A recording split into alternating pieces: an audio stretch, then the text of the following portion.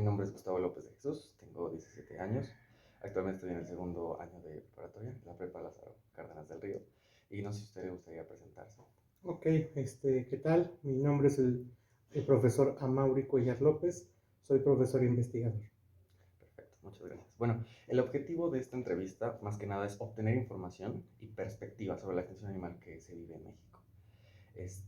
Va a tener tres etapas. La principal va a ser Ok, conceptos, después vamos con un ámbito un poco más político y para ok, finalizar queremos cerrar con algo de conciencia. ok. Así que, digamos, licenciado, ¿qué es un animal primero?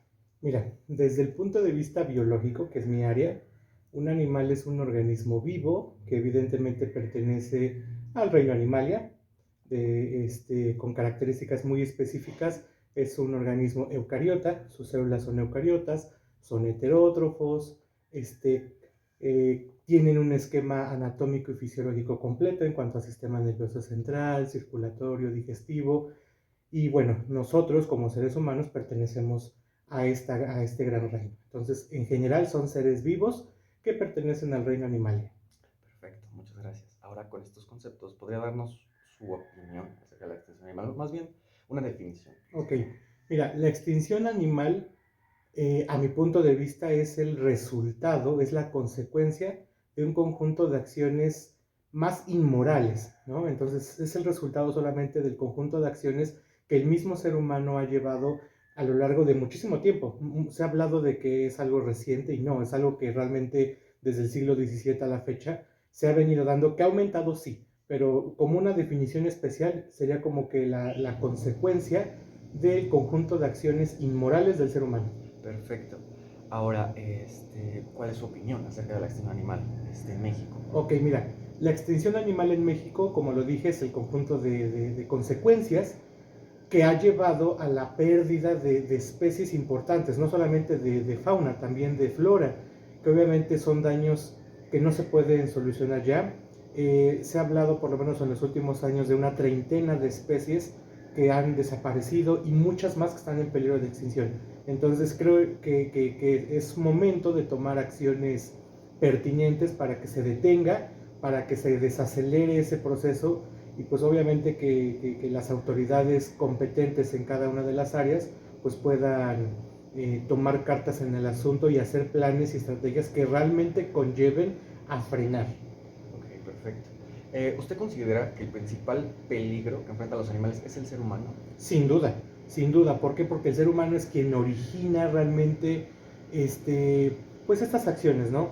Eh, es el principal que genera el cambio climático, el principal que destruye los hábitats, el principal que se encarga de la caza y el tráfico ilegal. Entonces, y así podemos enumerar más acciones que hace el ser humano, pero sin duda, el ser humano, si nos vamos a la primera parte de la definición, el animal destruye otro animal, ¿no? Entonces Claro. realmente nosotros, al pertenecer al mismo reino, somos partícipes sin duda de la extinción de muchas especies. Perfecto. Como tal, ¿cómo cree que puede afectar este cambio climático que nosotros hemos estado propiciando? Ok, mira, el cambio climático se ha hablado acerca solamente como que está orientado hacia la parte de que empieza a derretir los glaciares en los polos, y es cierto, es una de las principales este, causas del cambio climático, ¿no? Pero realmente al deshacer los glaciares en los polos, con eso aumenta obviamente la cantidad de agua en los mares y océanos, lo que hace que se desplacen muchas de las especies de la fauna acuática, ¿sale? Obviamente se destruyen los glaciares, y con ello obviamente el aumento en la temperatura lo que generaría es un cambio en la oxigenación, la fertilidad del suelo. Y si nos vamos solamente a la fertilidad del suelo, imagínate, realmente el aumento de la temperatura cambiaría la biodisponibilidad de muchos minerales, lo que generaría que muchas plantas no se dieran como deberían darse, y con eso muchas especies de flora que pertenecen a la cadena alimenticia de otras especies pues se vería en riesgo, ¿no? Entonces, si te das cuenta, una cosa conlleva a la otra. Entonces, el cambio climático no solamente aumenta la temperatura, sino que estamos viendo que aumenta los niveles de mar, el desplazamiento de algunas especies, el cambio en la biofertilidad y en la biodisponibilidad de muchos metabolitos en el suelo, afecta también la biodisponibilidad del oxígeno a nivel de la atmósfera, entonces eso conlleva a muchos cambios. Como una bola de nieve. Efectivamente, ¿no?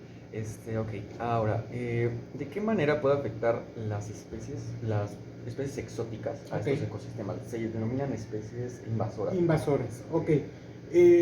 Obviamente el tráfico ilegal ha generado que muchas especies que no pertenecen a un hábitat lleguen a hábitats que no les pertenecen y afecten de manera directa. A mi punto de vista y desde el punto de vista ecológico, hay algo que se le conoce como relaciones interespecie e intraespecie.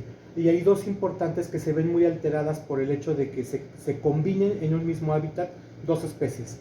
La primera es la depredación, y creo que es la más clásica. ¿Por qué? Porque obviamente en el fenómeno de depredación siempre va a haber una presa, siempre va a haber un depredador, y especies que estaban normalmente habitando el espacio que les corresponde, al verse amenazadas, obviamente el número de especies disminuye, ¿no? Por efectos de la depredación. Y el otro es sin duda la competencia. ¿Por qué? Porque no solamente van a competir por el espacio, sino van a competir por el alimento. Entonces, si la reproducción es más acelerada de las especies invasoras, va a generar que entonces el número de especies sea mucho mayor que las nativas, por así decirlo, ¿no? Entonces van a competir por el alimento, van a competir por el hábitat, van a competir incluso por los nichos, como se le conoce a los espacios de reproducción. Entonces, si va a haber un espacio que ya es clásico para que una especie se pueda reproducir, pero ya va a estar ocupado por otra especie, obviamente la tasa de nacimientos de esa especie pues se va a ver sin duda disminuida. Ok, perfecto. Ahora bien, ya vamos a la segunda parte, una parte más, pues sí, gubernamental, política, digamos. ¿Cuál es su opinión acerca de instituciones que se encargan de esta problemática en México, como ya sea la CONAVIO, la CONAMT o la CONAFOR? Ok, mira, como lo dijiste, son comisiones nacionales, pero cuyo objetivo es el mismo, ¿no? Apoyar la biodiversidad, en el caso de la CONAVIO, apoyar las zonas naturales protegidas, la forestación. Sin embargo, todas, o las tres que me mencionaste, van por el mismo objetivo, que es apoyar la biodiversidad, la protección, etcétera, etcétera. Pero se queda hasta ahorita en un solo objetivo. Creo que nada van a poder hacer si no tienen el apoyo de la población. ¿Sale? Lo comento desde mi área como profesor, yo no puedo hacer nada por mis alumnos y les puedo dejar muchas tareas y les puedo dar la mejor clase, pero si ellos, que son los verdaderos responsables en el proceso de aprendizaje, no lo hacen, de nada va a servir el esfuerzo. Lo mismo con estas asociaciones. Si ellas no, o sea, pueden tener un plan, una estrategia muy concreta, pero si la población no contribuye o no contribuimos, mejor dicho, con lo que nos compete, simplemente no se va a poder hacer nada. ¿Sale? Les falta presupuesto, les falta mucho apoyo, les falta mucha difusión, ¿no? Creo que la mayor parte de la, pues ahora sí, del beneficio que se logre con estas asociaciones es la difusión. Pocas personas conocen la labor y el objetivo de ese tipo de asociaciones. Entonces la difusión es lo que hace falta. Okay. ¿Cree que la extinción animal en México se deba a problemas económicos o una mala administración? No, sin duda, económicos no. México realmente es un país con una economía bastante buena, sin embargo está mal distribuida, ¿no? Ya metiéndonos en aspectos políticos que repito, ¿no? Se presta un poquito a, pues obviamente a tocar temas que no, o que son muy sensibles para muchas personas, pero realmente es increíble que existan millones de pesos para campañas políticas, pero no para una distribución hacia las asociaciones, hacia la difusión, hacia la creación de espacios, hacia la reforestación. Entonces, sin duda es una mala administración. O sea, de eso no me queda ni la menor duda. Perfecto. Claro, aquí está. ¿Cree que los recientes proyectos se complementan para incrementar la economía del país afectarán a la flora y fauna? Sin duda.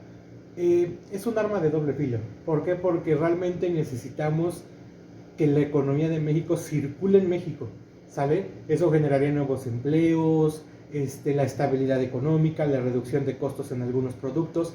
Sin embargo, por ejemplo, el Tren Maya, se ha hablado mucho del Tren Maya, la destrucción de las especies, del hábitat de las especies, y creo que sí, efectivamente es un arma de doble filo porque no he escuchado, o probablemente sea una mala información, pero no he escuchado de una estrategia básica acerca o complementaria al Tren Maya, por ejemplo, ¿no? Que digan, ok, se hará el Tren Maya, pero tenemos esta acción o este plan para, no sé, a lo mejor el hábitat de algunas especies que se vieron afectadas, reorganizarlas en otro sitio, ¿no? O participar en procesos de reforestación, en procesos de a lo mejor de protección de reproducción de especies Claro. en forma cautiva. Entonces, sin duda afecta, pero realmente necesitamos que la circulación económica o el flujo económico se quede acá. Entonces, repito, tiene una parte positiva, tiene una parte negativa, y sin duda la parte negativa es de muchísimo interés en la actualidad, porque hay especies que ya no, o sea, que muchas que ya se extinguieron y muchas que están en peligro de extinción. Entonces, realmente ahorita el punto crítico sería pensar en aquellas que todavía están en una posibilidad de poder rescatarlas. Perfecto. Ahora bien, ¿qué medidas propone usted para prevenir la extinción animal? Ok, la principal, creo que nos hace falta o nos hace mucha falta una educación ambiental. Nos hace falta tener conocimiento. Es increíble que por lo menos en televisión abierta existan muchísimas horas para difundir telenovelas, deportes, espectáculos, y no exista una cantidad de horas disponibles o específicas para dar conocimiento sobre todo a las campañas sobre conocimiento de biodiversidad, cambio climático. En lo personal, por ejemplo, he visto un programa que me llama la atención, pero que son escasos 15 minutos. Y dices, sí, es increíble que una telenovela dure más, ¿no? Entonces, hay un programa que se llama Por el Planeta, que lo pasan normalmente en la noche y muchas veces casi los lunes o miércoles. Y es un programa que justamente habla sobre la difusión, sobre lo que se está haciendo, sobre a qué velocidad se derriten los polos, bueno, los glaciares en los polos, efectivamente, ¿no? Entonces, creo que a la población nos hace falta mucha cultura y mucha educación ambiental. Nos hace falta que realmente el gobierno dé a conocer qué estrategias está realizando en cuanto a la delimitación de las áreas protegidas, campañas de reforestación, pero bueno, caemos en lo mismo. Lo que nos hace falta es educación y lo más importante, empatía. No podemos tener educación, pero si no somos empáticos, de nada va a funcionar. Perfecto. Ahora bien, aunado a esto de tener educación, más que nada, ¿cómo nosotros podemos, como sociedad, aumentar la conciencia y prevenir esta extinción? Ok. Tenemos que, ahora sí como dice el dicho, tenemos que agarrar al toro por los cuernos, tenemos que agarrar lo que nos compete en nuestro espacio. ¿Cuántas veces no, por ejemplo, nosotros como personas vamos y participamos en ese tráfico ilegal, en algo más sencillo, ¿no? Por ejemplo, a fuerza en casa queremos tener que a lo mejor, o sea, no hablo específicamente de alguien, pero por lo menos en México las personas o el índice de personas que tienen una economía, llamémosle estable, porque pertenecen a la política, porque pertenecen a la parte artística, etcétera, etcétera, participan en el tráfico ilegal. ¿Cómo? Comprando. Siempre he dicho, no vas a poder detener algo si tú eres partícipe de. Entonces, el hecho de tener en casa o de tener en un espacio propio a especies que no son nativas, ahí ya estás contribuyendo. Entonces, si dentro de tu espacio apoyas respetando los hábitats, cuando vas a un sitio respetas a la fauna, a la flora, y no contribuyes a destruirla, en ese momento cada persona ya está contribuyendo con su granito de arena. Y si así le sumamos millones de personas, entonces claro, si todas esas tuviéramos esa pequeña conciencia y empatía de poder respetar, sin duda ese granito de arena de esos millones de personas ayudarían mucho. Ok, va que va. Ahora bien, diría que este problema abarca mayormente la década de 2010-2020, como ya nos había dicho, este problema tiene mucho... Sí, este problema realmente, que en la década de 2010 a 2020 ha aumentado, sí, pero es un problema ya desde hace muchos años.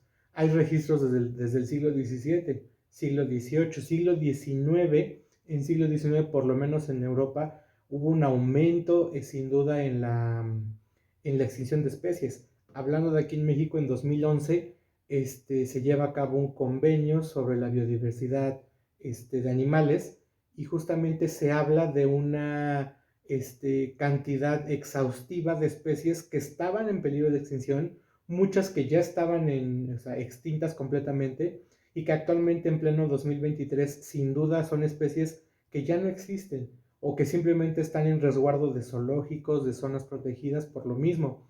¿Ha aumentado? Sí. ¿Va a seguir aumentando también? El cambio climático es algo que desafortunadamente hasta ahorita no se ha podido frenar, sigue en aumento y con eso obviamente las consecuencias que ya habíamos mencionado, ¿no? Y registros, por lo menos en México, de la Conavío, por ejemplo, habla de la famosa paloma del socorro, Ok. de la foca monje del Caribe, que son especies que pertenecían y que eran nativas de México y que ya simplemente sus registros poblacionales desaparecieron. Entonces son especies que obviamente quedan en el recuerdo, son especies que ya no pertenecen a la fauna propia de nuestro país y que, bueno, sin duda, en su momento no hubo las estrategias ni las acciones pertinentes para poder resguardarlas. Entonces, por ejemplo, el oso pardo, que también entra a la lista de especies que simplemente estuvieron en peligro de extinción y que ahorita pues simplemente ya no se cuenta con registros poblacionales de ellos. Ahora bien, esta es una pregunta un poquito unada a eso. Considera que ahorita con los medios digitales, las redes sociales más que nada, se hace un uso, por así decirlo, de decir, por este animal yo voy a hacer conciencia, claro, solo para, digamos, fama. Sí, sin duda.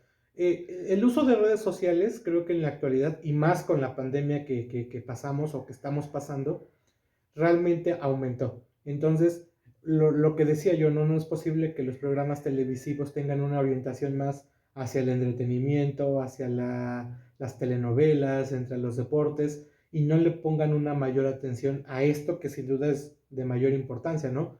Entonces, sí creo que se presten las redes sociales para una mala intención, para la parte económica, para el lucro, pero creo que son el mecanismo perfecto. ¿Cuántas personas no pasamos mucho tiempo en Facebook, en Instagram, en Twitter, en TikTok? Sí, claro. Entonces, creo que si hubiese campañas o microvideos o dirigidos hacia dar conocimiento tú le preguntas a una persona sobre lo que existe actualmente en tendencia, por lo menos en Instagram y en TikTok, y te lo va a decir. Entonces, ¿por qué no utilizar publicidad, pequeños, vamos a llamarle marketing, aunque no debe estar orientado ahí, pero vamos a denominarlo así para que sea la manera en la que se introduzca la sociedad? Si la sociedad realmente pasa mucho tiempo utilizando redes sociales, qué mejor que atacando con la visión, sí, la imagen de las personas en algo que comúnmente ven todos los días, ¿no? Y que obviamente el número de horas que destinan al día es muy grande. Y si ahí lo ocupamos